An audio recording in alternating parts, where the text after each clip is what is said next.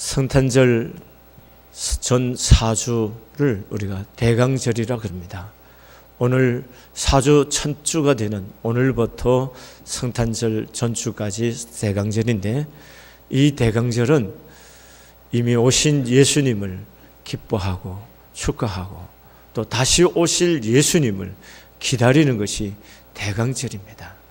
우리는 이 대강절에 질문을 하나 해야 됩니다.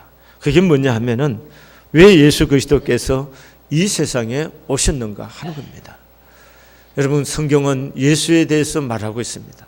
구약 성경은 예수가 오실 수밖에 없는 약속된 예수, 보내시고 와야 할 예수에 대해서 예언하고 계시고, 신약 성경은 그 약속된 예언대로 오신 예수, 그리고 그가 와서 어떻게 사역했느냐 하는 부분을 다루는 것이 신약인 겁니다. 그러므로 우리가 성경을 통해서 예수님이 세상에 왜 오셨는가 하는 질문을 갖고 던져야 됩니다. 성경은 여러 곳에서 다 얘기하고 있습니다. 그러나 예수님께서 직접 나는 이런 일로 왔다라고 하는 말씀을 통해서 우리가 오늘 그분의 의지와 뜻을 좀 더 명료하게 이해하는 시간이 되기를 원합니다. 특별히 오늘 본문의 말씀에서 예수님께서 가버나움에서 길을 가시다가 세관에 앉아 있는, 오늘 마태라고 말합니다. 마태복음에서는, 그러나 마가복음에서나 누가복음에서는 알페의 아들 레이라고 말합니다. 그 알페의 아들 레이, 세관은 세무공무원입니다. 그 사람을 부르시는 장면입니다. 그 불러서 나를 따르라고 그럽니다. 그가 내어버리고 예수를 따랐습니다. 그리고 예수님을 자기 집에 초청해서 식사를 할 때 자기 동료들, 세리들과 죄인들과 함께 와서 식사를 합니다. 이걸 본 바리새인들이 마음에 분함을 느끼고 예수님의 제자들에게 따지는 겁니다. 그것이 오늘 11절에 나옵니다. 바리새인들이 보고 그의 제자들에게 이르되 어찌하여 너희 선생은 세리와 죄인들과 함께 자수실 수 있느냐, 이렇게 말합니다. 여기 배경이 좀 필요하겠죠. 이 사람들이 이렇게 말한 배경은 유대인들에게 있어서 세무공무원, 지금 말하면 세무공무원, 세리들은, 그들은 뭐예요? 공공의 적인 겁니다. 경멸과 정오의 대상입니다. 왜냐하면 그들은 로마의 편에 붙어서 자기 동족의 피를 빨아먹는 사람들이라고 생각했습니다. 예를 들어서 여기 연수 지역에 얼마의 세금을 로마 정부에서 정해서 내라 그러면 그 세금의 2배가 되든 3배가 되든 거둬들여서 로마 정부가 원하는 만큼 보내주고 나머지는 자기들이 나눠 갖는, 그러니까 그들의 마음속에는 뭐예요? 국민은 어떻게 하든지 짜야만이 세금을 거둬들이잖아요. 그래서 이 사람들은 누가 결탁이 되어 있느냐 하면은 지금 말하면 조직깡패들과 결탁이 되어 가지고 이 세금을 내지 않으면 그들을 테러하고 위협하고, 이렇게 해서 유대인들의 마음속에는 세리는 인간이 아니에요. 저것들은 인간도 아니에요. 그 쓰레기 취급하는 거예요. 그래서 저들은 민족의 반역자고 매국노고 인간도 아닌 쓰레기들이다, 이렇게 생각하는 거예요. 그렇게 생각하기 때문에 세리들이 오면 얼굴을 돌리고 외면하는 거고, 같은 자리에 앉지도 않고 식사는 더욱더 하지 않는 그런 관계입니다. 그런 세리들을 예수님이 그 집에 가서 그런 세리들과 식사를 할 뿐만 아니라 또 다른 죄인들을 불러서 같이 식사를 한단 말이죠. 이것이 바리새인들이 봤을 때는 굉장히 불쾌한 거고 이해하고 받아들일 수 없는 것입니다. 그래서 오늘 본문에 보면은 바리새인들이 보고 그의 제자들에게 이르되 어찌하여 너희 선생은 세리와 죄인들과 함께 잡수시느냐. 문장적으로 보면은 바리새인들이 예수님의 제자들에게 예수님의 행동에 관해서 문제를 제기하고 있지만, 좀 더 이 문제를 초점을 맞추면 무엇이냐 하면은, 어떻게 세리 같은 사람이 예수님의 제자가 될 수가 있느냐는 거예요. 그리고 예수님이 만약 하나님의 아들이라면 좀 더 고생해야 되는 거 아니냐, 그리고 품위를 지켜야 하고 자존심을 지켜야 되는 거 아니냐, 근데 어떻게 이런 죄인들과 함께 섞여서 식사를 할 수 있느냐, 이렇게 말하는 겁니다. 이렇게 말하는 바리새인들에 대해서 예수님께서 오늘 어떻게 반응하시고 말씀하시느냐 우리는 주목해 보아야 합니다.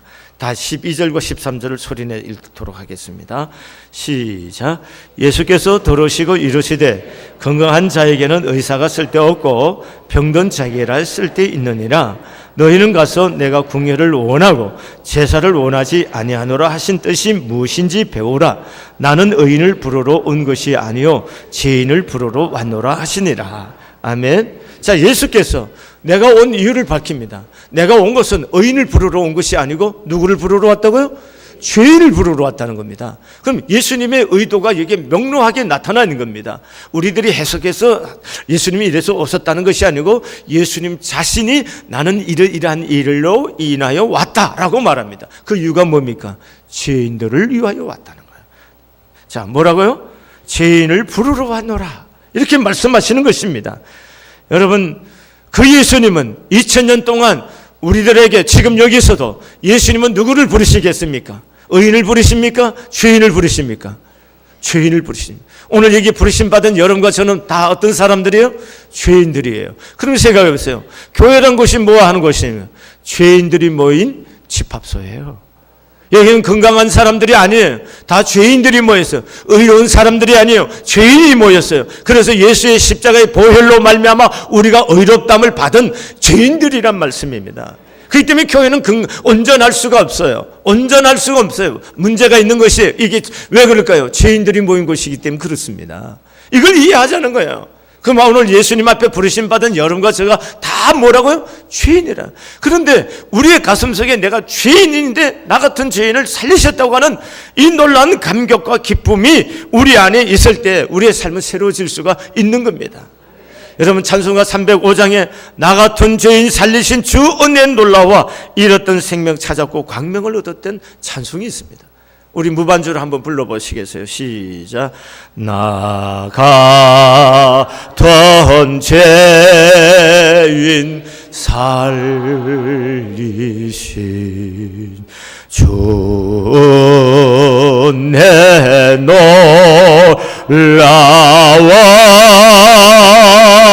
잃었던 생명 찾았고 광명을 얻던 큰 죄악에서 건지신 큰 죄악에서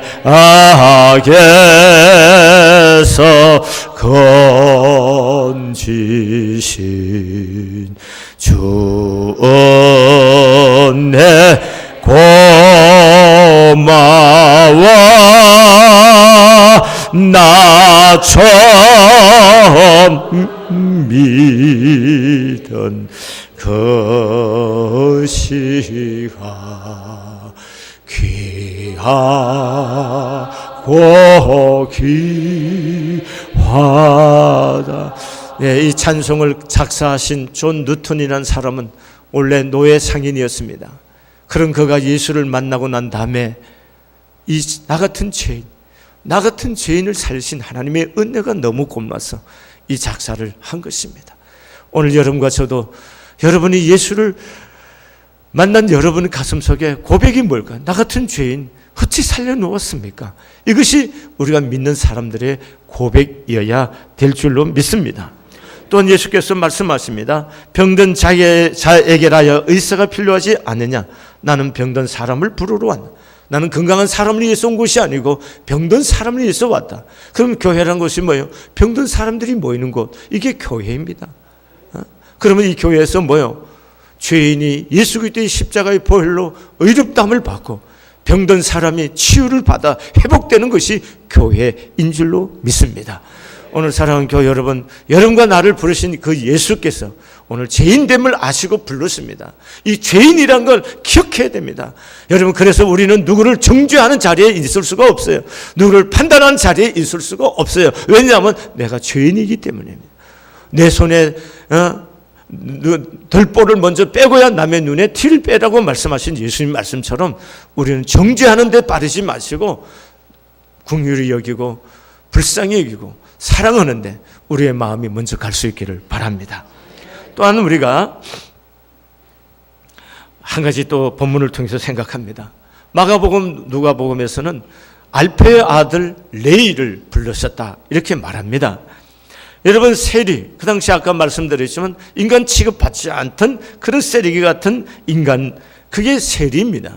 그런 세리인 레이를 지금 예수님께서 부르시는 겁니다. 넌 나를 따르라 이렇게 부르셨습니다. 여러분, 예수께서 그를 보고 부르셨다고 오늘 본문 9절에 예수께서 그곳을 떠나 지나가시다가 마테라 하는 사람이 세관에 앉아 있는 것을 보시고 했어요. 보시고 이르시되 너는 나를 따르라 이렇게 말씀하신 거예요. 여러분, 이건 굉장히 중요합니다. 유명한 성서학자인 윌리엄 바클레이는 이 본문에 대해서 이렇게 말합니다. 예수님이 레이라는 이름을 가진 이 세리를 보았을 때에 예수님은 세리였던 레이 안에서 위대한 전도자 마태를 보았다는 것입니다. 여러분, 레이를 볼 때 그냥 세리고 세관원으로 돈 벌어먹고 착취하는 그런 인간 세리 같은 사람으로 본 것이 아니고 저 사람이 앞으로 예수 그리스도를 위해서 죽기를 결심하고 전도할 전도자로서의 마태를 보았다는 겁니다. 이게 예수님의 눈이라는 겁니다. 예수님이 보시는 눈이라는 겁니다. 여러분, 이건 중요합니다. 마태의 뜻이 뭐냐 하면은 하나님의 선물이라 하는 뜻입니다. 그러므로 마태라는 이름은 그가 변화된 다음에 붙여진 이름이라고 성경학자들은 해석하고 있는 것입니다. 그럼 본래 이름은 뭐예요? 레이입니다. 레이인데 그가 예수를 만나고 나서 변화됐을 때 그 변화된 사람에게 붙여진 이름이 마태라는 겁니다. 하나님의 선물인 사람이 될 수가 있었습니다. 그런 예수 안에서 변화되어서 하나님의 선물처럼 소중한 존재가 되었습니다.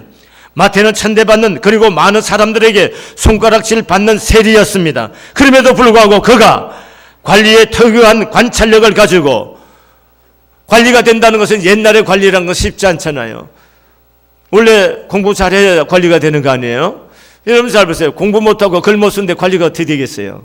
그러니까 관리로서 관찰력이 있고 기록하는 습관이 배어있는 사람이에요. 특별히 세리는 기록이 아주 능해야 되지 않습니까? 숫자에 능해야 되고. 그러니까 그 기록이 아주 능한 사람이 누구냐면 세리 레이였어요. 근데 그가 변화됐을 때 마태로서 그는 어떻게 변했느냐? 유대인의 왕으로 오신 예수, 유대인의 메시아 구세주로 오신 예수 그리스도의 생애를 정확하게 관찰해서 우리에게 그의 생애를 증거하는 마태복음을 남긴 사람이었습니다.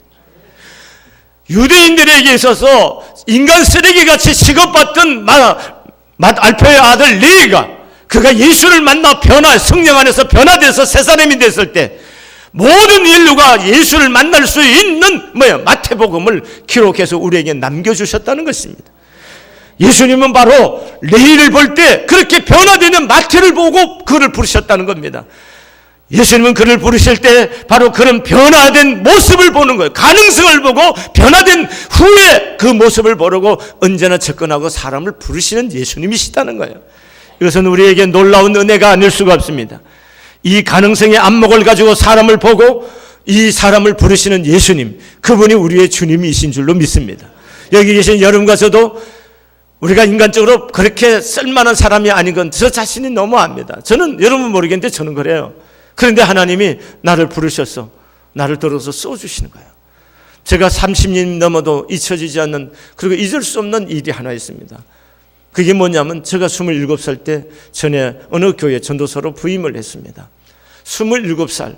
저는 큰 교회에 있어 본 적도 없고 개척교회 교육전도사로 있다가 27살 그 교회에 한 300명 모이는 교회에 교육전도사로 갔어요. 그리고 28살부터 전임전도사가 됐는데 그때 담임하던 목사님이 34살인가 3살인가 4살 정도 되셔요. 저랑 불과 6, 7 예비군 훈련을 저랑 같이 받았으니까요. 그럼 우리 교회에 우리 진성훈 목사님이 35이에요. 그 담임 목사하고 계시고 제가 27살, 8살 때 우리 청년들, 대학생들 같은 그때 제가 전도사입니다. 신방하고 그랬어요. 그런데 제가 그래도 잘 가르쳤어요. 웃지도 않으시네. 설교도 꽤 했어요. 그래서 교인들이 참 좋아해요. 좋아했어요. 그런데 담임 목사에겐 그게 부담이죠. 또 사람이 좋아하면 그만 좋아해야 되는데 뒤에 울타리가 되어주잖아요. 그게 뭔지 제가 어려서 잘 몰랐어요. 교육전사 그 어린 시절에는. 그게 목사님의 담임 목사에게 너무나 짐이 되고 그게 목회 방해라는 것을 그때는 제가 잘 몰랐습니다. 알았으면 지금 하나도 안 하죠. 몰랐으니까. 그런데 그게 얼마나 담임 목사에게 짐이 되겠어요. 나 후견인 같은 사람들이 내 주변에 있다고 생각하면은 굉장히 목사님이 힘겹게 해드린 거죠. 근데 목사님은 그런 나를 데리고 있고 싶겠어요. 내보내고 싶겠죠. 기도를 하신가 봐요. 어느 날 나를 부르더라. 야, 김전사, 너 마음에 안 들어가고 내보내려고 그러는데 하나님이 너 쓰려고 내가 부른 아들이니까 그러더라고. 너 참으라 그랬대요. 그래서 하나님 앞에 나를 참아주는 거예요. 근데 두 가지 충격을 먹은 거죠. 하나님 나를 쓰시려고 불렀다는 거 하나가 목사님 나를 참아주고 계시구나 하는 겁니다. 나는 이걸 잊을 수가 없어요. 제가 목회하면서 저도 이제 부교육자들을 쓰는 사람이 됐잖아요. 그러면 지금 쓰면서 사람을 쓸 땐 참 쉬워요. 와서 일하자 얼마나 좋아요. 행복하고. 근데 그만두게 할 땐 참 힘듭니다. 사실은 너무 힘들어요. 여러분 보실 때는 목사님이 개팍해서 그런지 모르지만 저 개팍하지 않아요. 알지도 못한 사람들이 쉽게 말하는데 그렇지 않습니다. 저도 우리 선배 목사가 참아줬기 때문에 지금 내가 있었던 것처럼 나도 참아주려고 하는 거예요. 내가 원하고 내가 하는 방식, 내가 소원해도 안 될 때도 있어요. 안 될 때도. 또 내 상황, 내가 마음의 결심을 다해도 이 금년처럼 일이 또 내 마음대로 안 돼서 자기들에 의해서 일이 또 안 될 수도 있는 거예요. 여러분 그걸 잊을 수 없는 거예요. 저는 두 가지를. 하나님 나를 쓰시겠다. 불렀다는 거고. 또 한 가지는 나를 향해서 목사님 참아주셨다는 거예요. 우리 담임 목사님 나를 참아주셨다. 너무 고마운 거죠. 그래서 제가 그 후에 그 교회를 떠나서 시골 교회에 있으면 기도했어요. 하나님, 부교육자는 목사님을 어떻게 도와야 되고 교인들과 어떤 관계를 맺어야 됩니까? 물었어요. 기도를 계속했습니다. 하나님이 저에게 영화 서커린처럼 이렇게 깨달음을 줘서 보여주면서 그래서 제가 목사님을 찾아와서 무릎을 꿇고 용서를 구했습니다. 목사님 잘 보필해 드리지 못해 미안하다고 잘못했다고 용서를 구했습니다. 하나님이요 그렇게 섬세하신 분이세요. 여러분 저는 이 본문을 소개하면서 제가 생각해요. 나 같은 죄인을 부르신 거예요. 제가 강원도 삼척군 건덕면 도서 모르는 사람이 없죠. 저 왜 그럴까요? 내가 멍청입니까? 아니에요. 그럼 우리 교회, 우리 동네를 자랑하고 싶었어요? 아니에요. 우리 동네가 그런 시골이잖아요. 바닷가. 그런 촌아이를 정말 촌아이를 하나님이 택하셔서 부르셔서 나를 여기까지 세우신 이 하나님, 그 하나님 높여드리고 싶은 거예요. 그 하나님이 존귀케 되기를 원하는 거예요. 여러분이 저를 보면서 저렇게 촌 사람이 하나님이 쓰시니까 이렇게 놀랍구나. 그래서 하나님을 볼 수 있었으면 좋겠고 하나님을 영화롭게 했으면 좋겠어요. 전 부족해요. 죄인이에요. 형편없어요. 끊임없는 내 안에 죄의 욕망이 가득하고 죄의 습관들이 가끔 떨어지지 않아서 죄에 넘어지기도 하고 실패하기도 하고 실족하기도 하고 허우적거릴 때도 많습니다. 그럼에도 불구하고 하나님 나를 기다려주시는 하나님, 나를 위해서 오래 참고 계시는 주님을 내가 경험할 때마다 가슴이 떨릴 수밖에 없고 내 생명을 드릴 수밖에 없는 그런 하나님이에요. 왜? 나는 나를 너무 잘하기 때문에. 내가 얼마나 하나님 앞에 쓰레기 같은 인간의 심성 자체가, 그리고 하나님 앞에 죄의 욕망이 얼마나 강렬한지 내가 알고 있는 그런 나를 참아주시고 기다리시고 그런 나를 붙잡아서 써서 그래도 이 교회, 이만한 교회를 섬길 수 있는 목사가 되게 해주시고 복을 주시는 하나님, 이 하나님 앞에 떨릴 수밖에 없죠. 그래서 저의 고백은 뭐냐? 일체가 은혜이고 일체가 은혜니까 일체가 감사일 수밖에 없는, 저의 고백은 일체가 은혜라는 거예요. 은혜입니다. 사랑하는 교회 여러분, 오늘 우리가 살아서 지금 여기에 존재한다는 거 다 은혜인 것을 믿습니까? 나 같은 사람을 부르셨고 나 같은 사람 은혜 주셨고 기다려주시고 하나님 참아주셔서 오늘 여기에 그리스도의 사람이 되게 하시고 하나님의 아들이 되고 딸이 되고 하나님의 일꾼 되게 해주신 거, 이 은혜가 여러분과 저에게도 있기를 바랍니다. 왜냐하면 예수님은 항상 그런 눈으로 변화돼서 쓰임받을 수 있는 눈으로 나를 부르시고 여러분을 불러서 여기에 오신 줄로 믿습니다. 여러분, 예수님께서 시몬 베드로를 만났습니다. 원래 베드로의 이름이 시몬입니다. 시몬이란 이 사람 베드로는 충동적인 사람이요, 다혈적인 사람이요, 종잡을 수 없는 격정적이고 충동적인 사람이기 때문에 신뢰하기에 옳은 인물이 바로 베드로였습니다. 그런 베드로를 향해서 예수님이 말합니다. 시몬아, 네가 장차 개바라 하리라. 이 말은 뭐예요? 개바란 뜻이 뭐예요? 반석이라는 얘기예요. 반석이라는 거. 여러분, 베드로는 반석이 될 만한 인물이 못 됩니다. 충동적이고 다혈적이기 때문에 어떻게 그가 든든한 반석이 될 수 있겠습니까? 조약돌이라 모르겠지만 반석 같은 인물은 아니란 말씀입니다. 그런데 예수님은 그가 예수님이 성령 안에서 변화됐을 때 그가 초대교회에 세울 수 있는 반석 같은 인물로 보고 불렀다는 거예요. 하나님, 예수님은 실패한 적이 없어요. 오늘 여러분과 나를 부르신 예수님은 실패하신 적이 없어요. 그래서 우리는 스스로 생각할 때 나는 이런 때문에 이것 때문에 안 된다고 생각할지 모르지만 예수님은 그런 나를 다 알고 부르셨어요.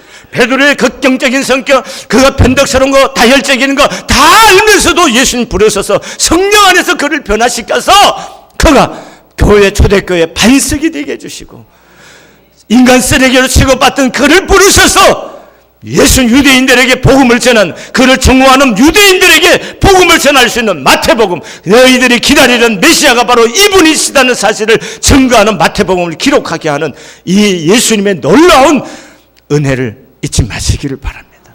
오늘 여러분과 저를 향해서도 마찬가지입니다. 나를 따르라 부르셨어요.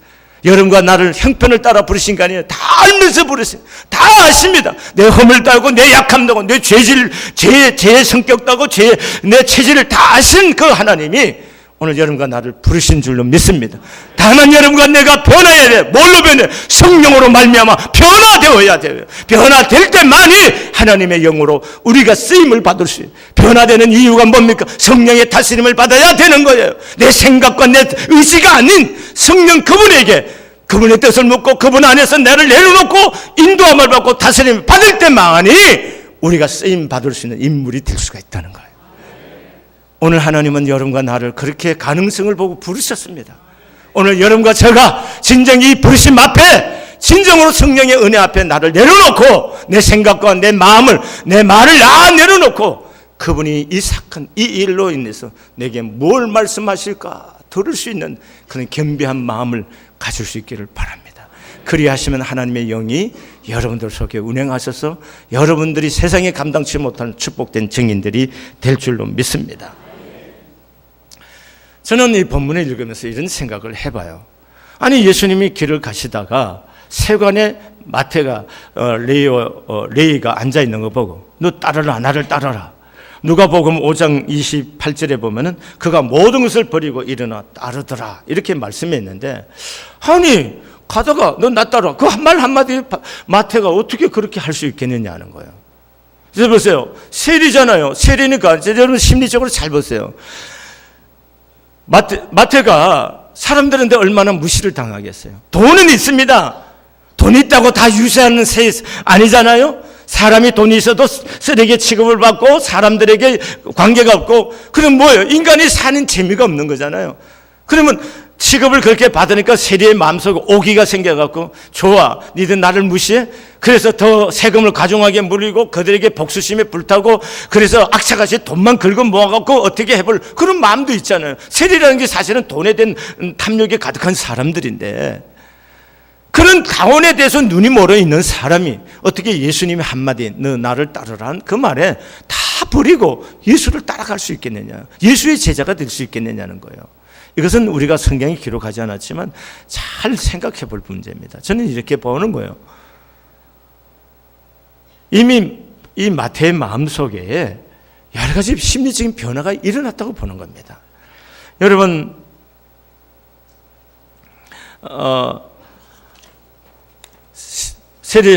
모든 유대인들이 다 세금을 내야 되는데, 아마 예수님도 나사렛이지만 가버나움에 세금을 내고 같은 동네라 세금 내러 왔을 겁니다. 아마 먼 발치에서 예수님을 봤든 아니면 둘이서 마주 보면서 말을 했든 안 했든 간에 둘이 가까이서 봤든 이런 기회도 있었을지도 모릅니다. 그리고 예수님께서 그때 당시 있었던 빅뉴스가 예수의 얘기 아닙니까? 여러분 생각해서 옛날에 시골 조그만 동네에 그게 조그만 일만 있으면 온 동네 사람 다 알잖아요. 그런 예수의 얘기를 이미 다 듣고 있었던 겁니다. 그리고 예수께서 선포하신 복음을 전해 듣고 있었을 것이라고 이해할 수가 있는 겁니다. 비록 그가 온 동족으로부터 경멸을 받는 세리 신부이긴 했지만 그의 내면 속 한 구석에는 그도 하는 일에 대한 회의와 수치심과 보다 떳떳하고 보람 있는 일과 삶에 대한 갈망이 왜 없겠습니까? 나도 인간답게 살고 싶은 마음이 왜 없겠습니까? 돈보다 더 높은 가치를 추구하고 보람을 느끼며 살고 싶은 내면의 욕구가 왜 없겠습니까? 만일 그렇다면 그가 전해들은 예수님의 말씀과 그에 관한 이야기들은 그의 이런 내면적 갈등과 갈망을 더욱 심화시켜 가고 있었을지도 모릅니다. 어쩌면 세금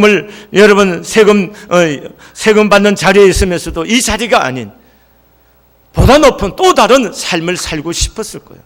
그런데 세리로 살아온 지난날의 이 칠흑 같은 어둠의 시간들을 세리 자체로서 그 사이에서는 변화시킬 수가 없는 거잖아요.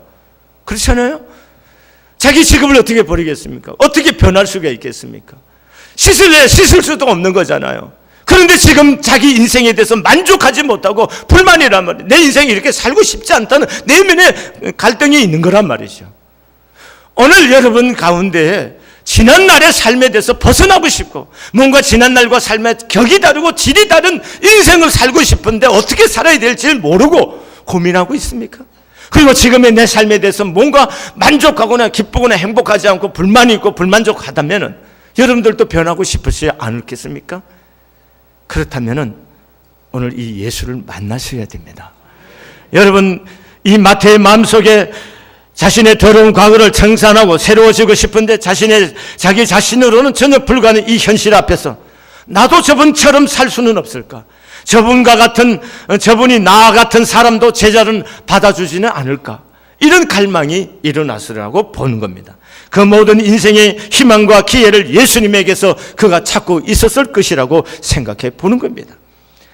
여러분, 이러한 마태를 예수님은 이미 그러한 마음의 변화와 동요를 예수님은 간파하고 있었고 그가 때가 이르렀다고 예수님이 보았기 때문에 아무 설명 없이 너는 나를 따르라는 말 한마디만 남겼던 거예요. 그런데 그 마태가 다 버려두고 따랐다는 겁니다. 사랑하는 교회 여러분, 예수에게만 희망이 있습니다. 내 인생을 근본적으로 바꿀 수 있는 희망이 예수밖에 없습니다. 죄인이 의인이 되고 병든 사람이 건강한 사람으로 변화될 수 있는 유일한 길이 이 예수밖에 없다는 사실입니다. 저는 이 성경을 읽으면서 예수님이 얼마나 따뜻하고 섬세하신 분가를 느끼는 겁니다. 그게 뭐냐 하면은 마태가 세리로 지낸 세월과 삶에 대한 수치심과 회한에 젖어 과연 나를 예수님께서 받아주실까 하는 그런 불안감이 가슴속에 있었을 거예요. 그런 마태를 향해서 예수님이 하신 말씀이 뭡니까? 건강한 자에게는 의사가 필요 없고 병든 자에게야 쓸데있느니라. 그러면 또 말씀합니다. 나는 의인을 부르러 온 것이 아니요 죄인을 부르러 왔다. 이 말은 뭐예요? 마태를 향한 예수님의 배려에 가득 찬 말씀이라고 저는 생각해 보는 거예요.